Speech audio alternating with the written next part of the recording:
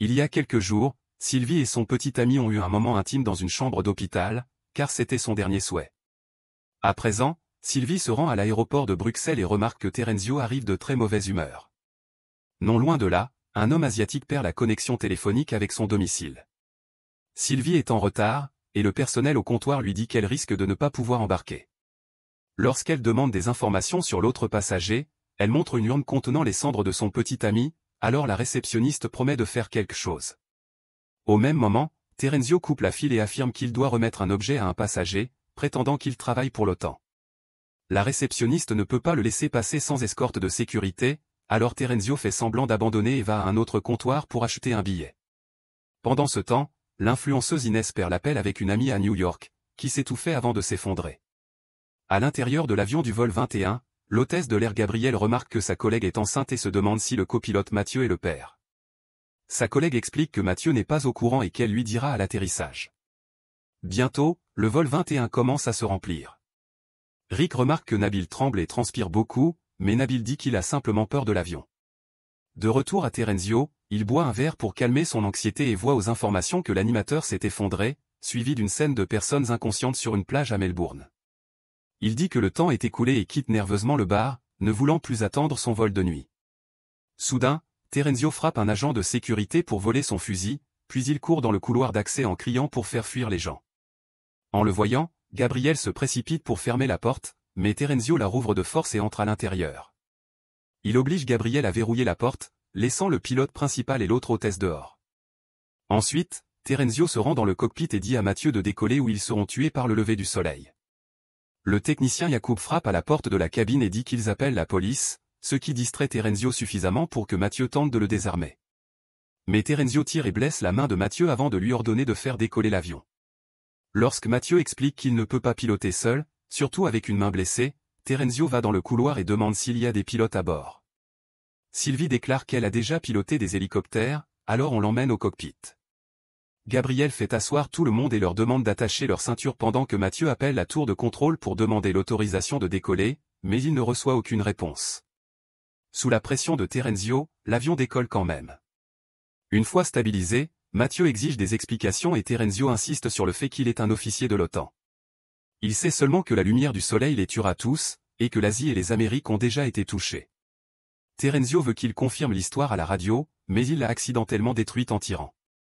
Il exige néanmoins que Mathieu continue de voler vers l'ouest sans s'arrêter. Entre-temps, les passagers n'ont pas de Wi-Fi bien que le service ait été inclus dans les billets, et Inès se demande si cela est lié à ce qui est arrivé à son ami. Rick pense toujours que Nabil est suspect, alors il donne discrètement un mot à Gabrielle disant que Nabil est un terroriste, et elle avertit Yacoub. Dans le cockpit, Mathieu saigne abondamment et Sylvie convainc Terenzio de la laisser chercher un médecin. Laura se propose car elle est aide-soignante et elle est également emmenée à la cabine. Pendant qu'elle examine la blessure, Mathieu convainc Terenzio de le laisser parler aux passagers. À l'aide du système d'annonce, Mathieu ment pour éviter la panique, disant que Terenzio partira au prochain aéroport et qu'ils se rendront à Moscou sans lui. Pendant que Terenzio retourne dans la cabine, Sylvie propose d'atterrir à l'aéroport international d'Islande, et Mathieu est d'accord, expliquant que la présence d'un avion inconnu attira l'attention des autorités. Laura a nettoyé la main de Mathieu, mais elle n'a pas les outils pour refermer la plaie, alors il chauffe un couteau pour la cautériser. Dans la cabine, Terenzio se dispute avec les passagers et perd la tête, mais il se taise en entendant les cris de Mathieu. Pendant ce temps, Horst demande à Gabrielle pour le Wi-Fi, et elle dit qu'il est en panne depuis toute la semaine. Quand Laura revient dans la cabine, elle et Ayaz admettent avoir entendu quelque chose au sujet du soleil. Soudain, Nabil se met à tousser violemment et Laura veut l'aider.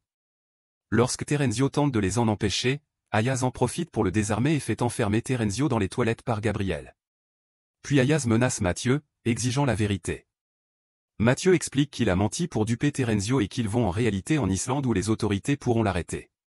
Cette version est crue et Ayaz remet l'arme, que Yacoub range. Quelques instants plus tard, l'avion approche de l'Islande. La radio ne fonctionne toujours pas, alors Mathieu décide de survoler l'aéroport pour évaluer la situation avant d'atterrir. À sa grande surprise, toute la zone est en feu, et des gens désespérés tentent de fuir. Sylvie veut aider, mais Mathieu explique qu'il ne peut pas atterrir car la piste est également en feu. Finalement convaincu par l'histoire du soleil, Mathieu libère Terenzio, qui exige qu'on lui rende son arme avant de répondre à leurs questions. Il dit à tout le monde que le soleil les tuera et qu'ils doivent continuer à voler vers l'ouest, mais Mathieu explique qu'ils n'ont plus beaucoup de carburant. Sylvie découvre que l'aéroport le plus proche est en Écosse, alors Mathieu accepte d'y retourner malgré les protestations de Terenzio.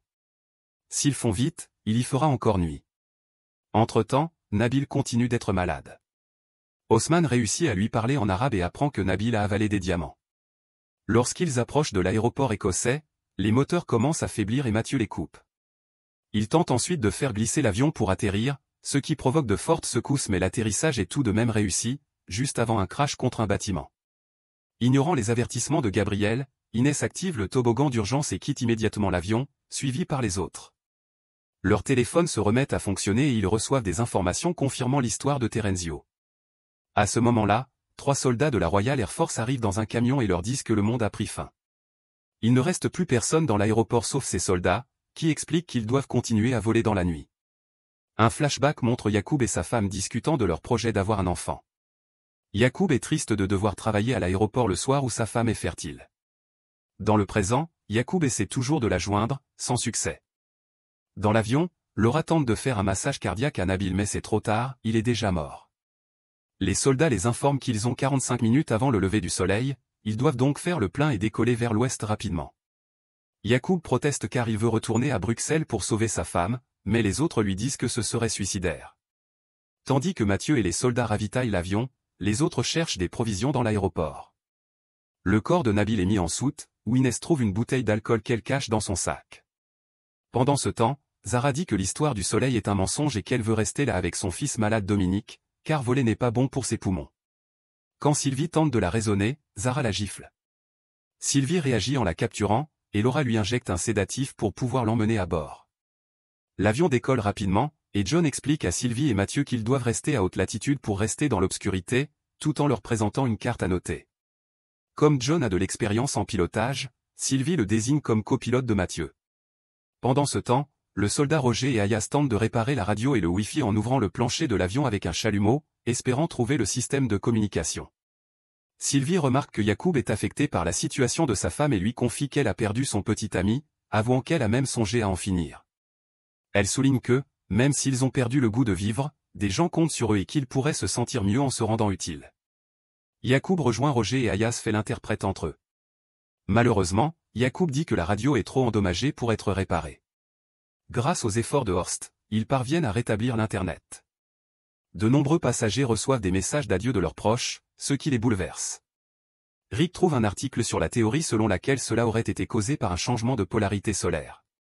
Horst trouve cela intéressant et révèle qu'il est climatologue à la Commission européenne. Il explique qu'il est normal que la polarité du Soleil s'inverse tous les 11 ans environ, mais que des anomalies étranges se sont produites récemment. Il pense que cette fois-ci, l'inversion a été anormalement forte et a produit des niveaux très élevés de rayonnement gamma. Pendant que le soldat Freddy tente sans succès de séduire Gabriel, Ayas parle à Sylvie en privé. Il a fait des recherches en ligne sur les 3 soldats et a appris qu'ils avaient été accusés du meurtre d'un traducteur et d'avoir abusé de sa femme en Afghanistan. Quelques minutes plus tard, Freddy trouve la bouteille cachée par Inès et la réprimande, car les provisions doivent être partagées. Quand Inès explique que c'est un prototype pour une étiquette qu'elle lance, Freddy ouvre la bouteille juste pour provoquer. Le bruit effraie impatient sénile de Laura, qui pense qu'il s'agit d'un coup de feu et tente d'ouvrir la sortie d'urgence. Freddy le retient immédiatement, mais l'homme trébuche, se cogne la tête et meurt sur le coup. Tout le monde commence à accuser Freddy de négligence, ce qui le pousse à craquer et à sortir son arme.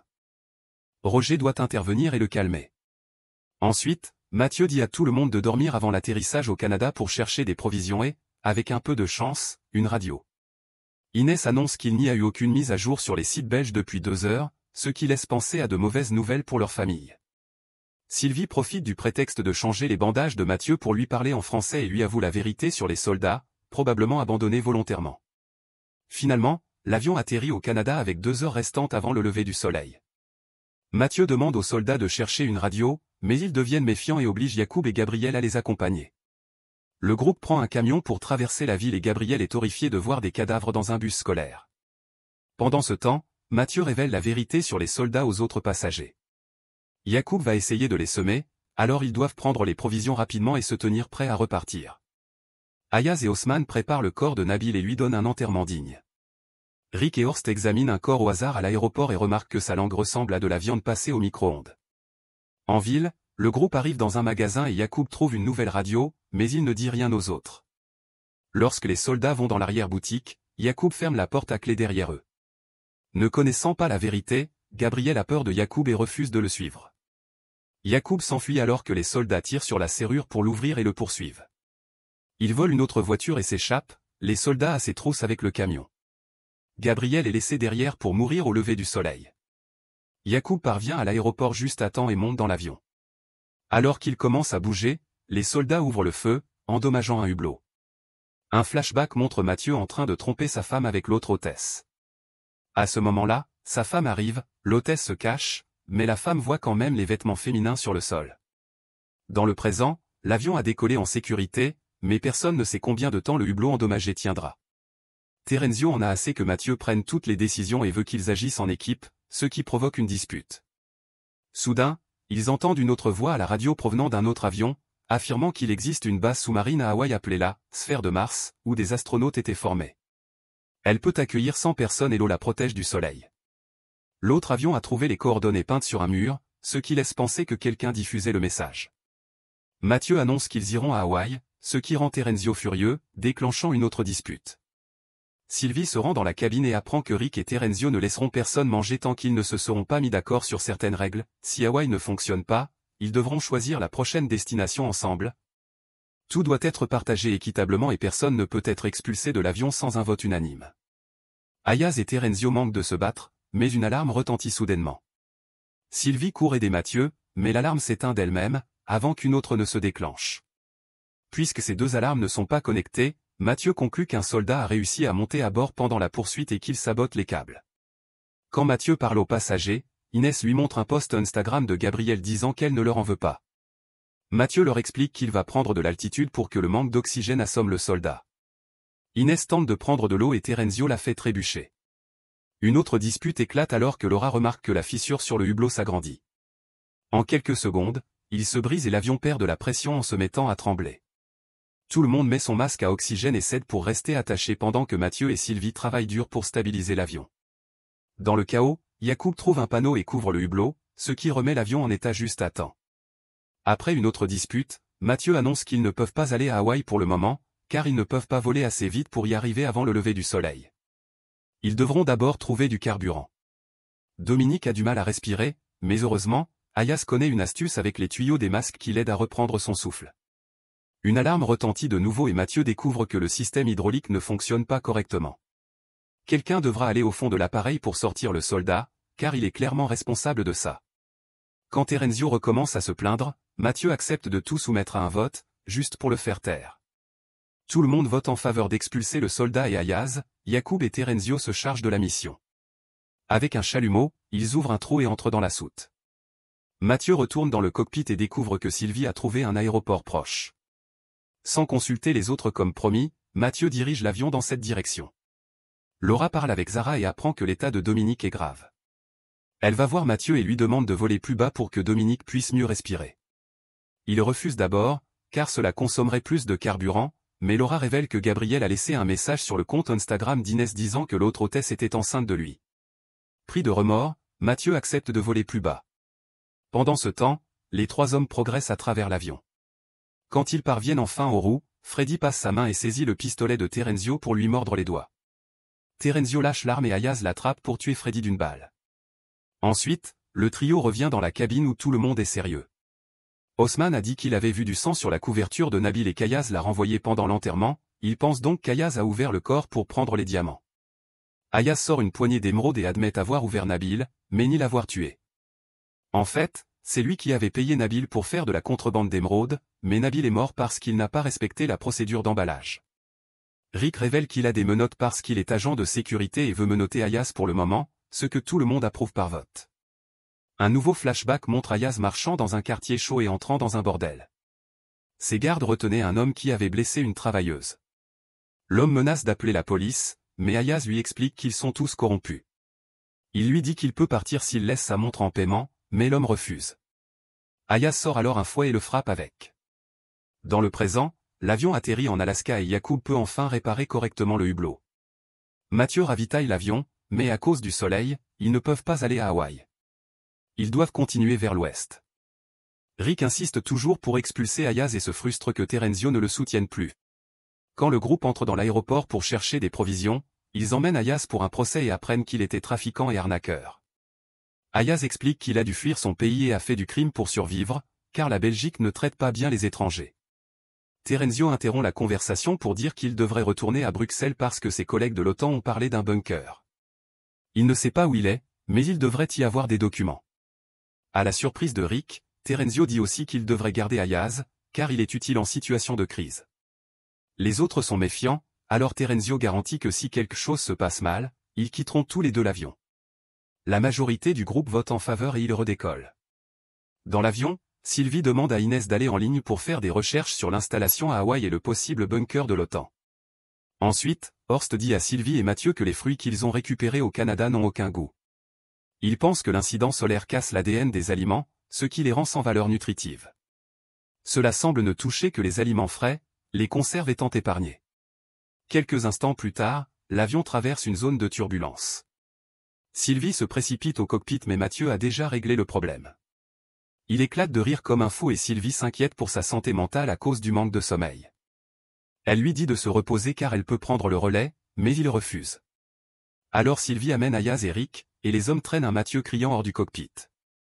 Voyant le jugement dans les yeux de tous, Mathieu accepte enfin de se reposer et va aux toilettes. Soudain, ils entendent un message en russe à la radio et font venir Zara pour traduire. À cause des interférences, ce n'est pas très clair, mais cela semble être un astronaute de la Station spatiale internationale répétant les mots « Stara 17 ». En même temps, Inès informe Sylvie et Yacoub que le refuge sécurisé à Hawaï n'a jamais été terminé, donc ils ne peuvent pas s'y rendre. Mathieu doit choisir de nouvelles coordonnées, et tout le monde réalise qu'il a disparu depuis un moment. Ils ouvrent la porte des toilettes et découvrent qu'il s'est évanoui. Laura pense que sa blessure est infectée, donc il faudra lui amputer la main. Mais elle n'est pas chirurgienne et n'a pas les bons outils, donc elle ne pense pas pouvoir le faire pour le moment. Le groupe décide qu'ils doivent atterrir à Bruxelles comme Terenzio le voulait. Il demande à Sylvie, qui explique qu'elle ne sait pas comment faire atterrir un avion, mais il la convainc d'utiliser une vidéo en ligne. Elle accepte à contre-cœur, mais rappelle que décoller est bien plus difficile, donc Mathieu devra se rétablir pour qu'il puisse repartir. Yacoub apporte un téléphone et commence à guider Sylvie pendant le processus d'atterrissage. Sylvie est sur le point de faire une crise de panique, mais Yacoub l'aide à rester calme. Alors qu'ils approchent de l'aéroport, le moteur commence à lâcher et l'avion tremble de toutes parts. Le duo ne renonce pas, et après que Sylvie ait éteint le moteur, elle parvient à faire atterrir l'avion, qui glisse sur la piste pendant plusieurs kilomètres avant de s'arrêter. Le groupe applaudit leur exploit, et Sylvie annonce qu'ils ont 2h30 avant le lever du soleil. Ils commencent à se répartir les tâches à faire en ville pendant que Yacoub annonce qu'il restera pour comprendre ce qui est arrivé au moteur. Horst découvre que le carburant est à base organique, donc affecté par le phénomène solaire comme les fruits. Un flashback montre Rick rentrant chez lui. Après avoir aidé sa mère avec son appareil auditif, il va dans sa chambre et utilise son ordinateur pour parler à une fille russe qui ne cesse de lui demander de l'argent.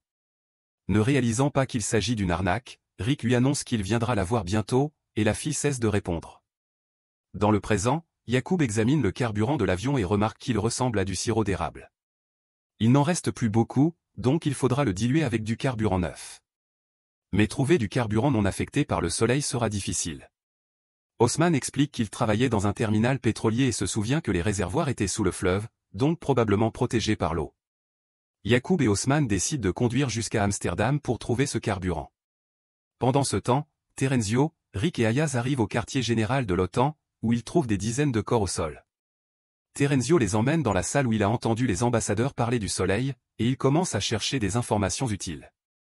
Rick remarque des caméras de sécurité et veut vérifier les enregistrements pour en apprendre plus. Après son départ, Terenzio fait des commentaires désobligeants sur le pays d'Ayaz, ce qui pousse ce dernier à le gifler. Terenzio riposte avec un coup de poing, et une bagarre éclate. D'abord à égalité, Terenzio finit par asséner un coup violent qui assomme Ayaz. Ensuite, il rejoint Rick, qui regarde les enregistrements. Il découvre qu'un bunker en Bulgarie est mentionné avec « Stara 17 », les mêmes mots entendus à la radio.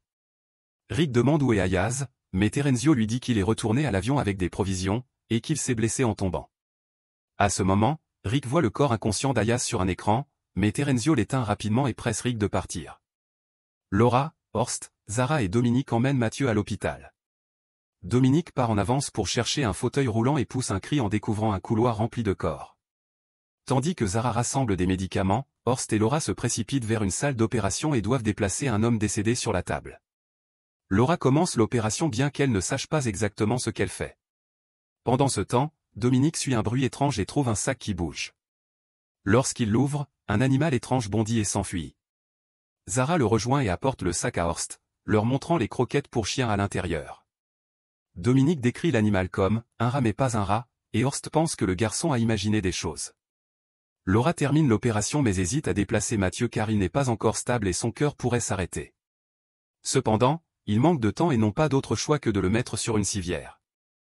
À l'aéroport, Sylvie et Inès cherchent de la nourriture et trouvent aussi de nombreux cadavres. En voyant un couple mort ensemble, Sylvie a besoin d'un moment seul. Inès tente de la suivre, mais Sylvie monte dans un véhicule et s'en va. Quelques instants plus tard, Yacoub et Haussmann reviennent avec un peu de carburant. En entendant le récit d'Inès, Yacoub part chercher Sylvie, qui est dans son ancienne maison avec les cendres de son petit ami. Peu après, Terenzio et Rick arrivent également à l'aéroport, et Rick devient méfiant quand Terenzio feint la surprise en apprenant qu'Ayaz n'a pas survécu. Yacoub finit par retrouver une Sylvie en larmes. Après qu'elle ait partagé sa douleur, elle l'embrasse, mais Yacoub ne répond pas. Sylvie s'excuse aussitôt, disant que ses émotions ont pris le dessus. À l'OTAN, Ayaz rentre péniblement hors du bâtiment. Dans l'avion, l'équipe médicale ramène un Mathieu éveillé dans le cockpit. Il conclut qu'il reste peu de carburant et qu'il aura besoin de beaucoup d'aide pour piloter. Heureusement, Sylvie revient juste à temps pour l'aider. Pendant ce temps, Zara exige la vérité sur Ayaz, et Rick partage ses soupçons. Terenzio, furieux, le pousse à terre et accuse Rick d'avoir blessé Ayaz. Zara refuse de partir sans lui, mais il ne reste plus de temps. L'avion se prépare à décoller, mais s'arrête en voyant Ayaz arriver en voiture. Soudain, Terenzio apparaît vêtu fièrement d'un uniforme militaire. Il monte dans une voiture de sport où Inès l'attend pour lui dire combien il est génial en lui montrant de l'affection. À ce moment, Terenzio se réveille, révélant qu'il est menotté et enfermé sous le plancher.